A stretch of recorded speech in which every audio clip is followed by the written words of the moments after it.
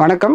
Angle exercise எப்படி செய்யலாம் அப்படிங்கிறத பார்க்கலாம். இது யாரெல்லாம் செய்யலாம் அப்படின்னா, காமனாகவே எல்லாருமே செய்யலாம். இதில் ரொம்ப நேரம் உட்கார்ந்து வேலை பார்க்குறவங்க, ரொம்ப நேரம் நின்று வேலை பார்க்குறவங்க ஒரு வார்மப்பாகவும் செஞ்சு பார்க்கலாம். ஆங்கிள் ஏதோ அடிபட்டிருந்தாலோ, அடிபட்டது ஆப்ரேஷன் பண்ணியிருந்தாலோ, ஆப்ரேஷனுக்கு அப்புறமும் அந்த எக்ஸசைஸ் வந்து செஞ்சு பார்க்கலாம். இந்த எக்ஸசைஸ் செய்யறதுக்கான பொருட்கள் என்ன தேவை அப்படின்னு பார்த்தீங்கன்னா, ஒரு சேரு, ஒரு டவல் இருந்தால் போதுமானது. வாங்க இந்த எக்ஸசைஸ் எப்படி செய்யலாங்கிறத பார்க்கலாம். ஆங்கிள் எக்ஸசைஸ் எப்படி செய்யலாங்கிறத பார்க்கலாம். காலை நீட்டி பாதத்தை நல்லா மேலே தூக்கணும், கீழே மிதிக்கணும். பாதத்தை நல்லா மேலே தூக்கணும், கீழே மிதிக்கணும். பாதத்தை நல்லா மேலே தூக்கணும், கீழே மிதிக்கணும். இது மாதிரி 10 தடவை செஞ்சு பார்க்கணும். ஆங்கிள் எக்ஸசைஸில் அடுத்த எக்ஸசைஸாக சைடு டு சைடு எப்படி பண்ணலான்னு பார்க்கலாம்.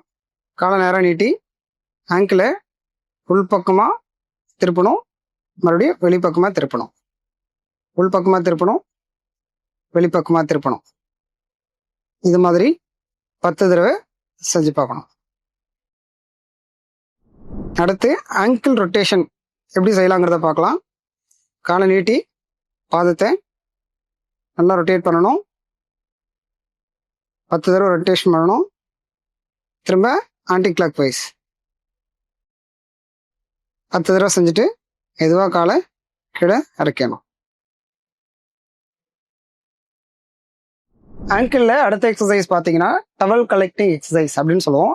இதுக்கு முன்னாடி ஒரு டவலை கீழே வச்சுட்டு இந்த டவலுடைய எட்ஜில் கட்டவரில் வச்சுட்டு காலோடைய கட்டவரலால் இந்த டவலை கொஞ்சம் கொஞ்சமாக பின்பக்கமாக நல்லா கலெக்ட் பண்ணணும். இது மாதிரி ஒரு 10 தடவை செஞ்சு பார்க்கணும். இதை செய்கிறதுனால என்ன பெனிஃபிட் அப்படின்னு பார்த்தீங்கன்னா, ஆங்கிளில் இருக்கிற வலி இருந்தால் கூட நல்லா ரிலீஃப் கிடைக்கும். ஆங்கிளுடைய மசில் நல்லா ஸ்ட்ரென்தன் ஆகும்.